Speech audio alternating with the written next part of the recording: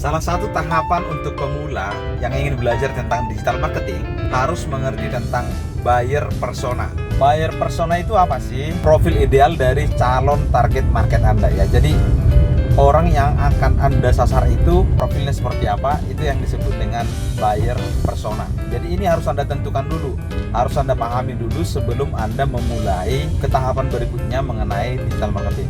Karena itu penting sekali dilakukan riset ya.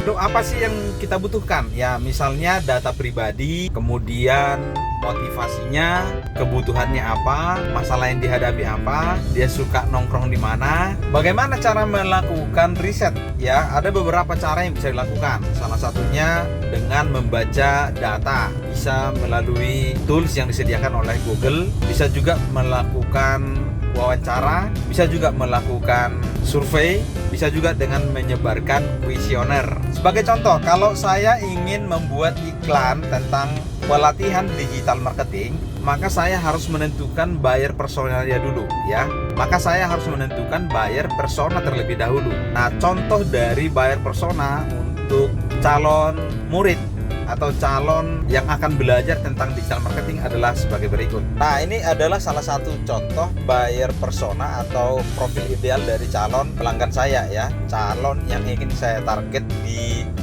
beriklanan saya nanti di digital marketing. Nah, saya buatkan contoh kira-kira seperti ini. Nama Rani, si pemilik online shop. Nah, usianya 25 tahun, pendidikan sarjana ekonomi, pekerjaan pemilik online shop, lokasi Jakarta atau lokasi Pekanbaru, kebutuhan meningkatkan penjualan online shop dengan strategi pemasaran yang efektif dan efisien. Kemudian masalah yang dihadapi selama ini adalah kurang pengetahuan dan keterampilan tentang digital marketing, terutama SEO, SEM, dan social media marketing. Kemudian motivasinya apa? Nah, ingin belajar digital marketing dari praktisi yang berpengalaman dan terpercaya, serta mendapatkan sertifikat yang diakui oleh industri misalnya ya. Kemudian perilaku aktif di sosial media terutama Instagram dan Facebook, sering mencari informasi tentang marketing di internet, terbiasa belajar secara online. Nah, ini harus kita tahu supaya nanti kita bisa membuat iklannya itu di mesin pencari kah, atau di Instagram kah, atau di Facebook kah. Nah, kira-kira seperti itu. Nah, biasanya kalau dia memilih pelatihan digital marketing, nah dia bisa yang secara online atau bisa tatap muka, kira-kira seperti itu. Nah, dengan memahami semua buyer persona ini akan memudahkan kita untuk membuat iklan secara digital ya, atau memasarkan menggunakan digital marketing. Ini terutama bagi Anda yang menggunakan iklan berbayar seperti Facebook Ads, kemudian Instagram Ads, Google Ads, dan lain sebagainya.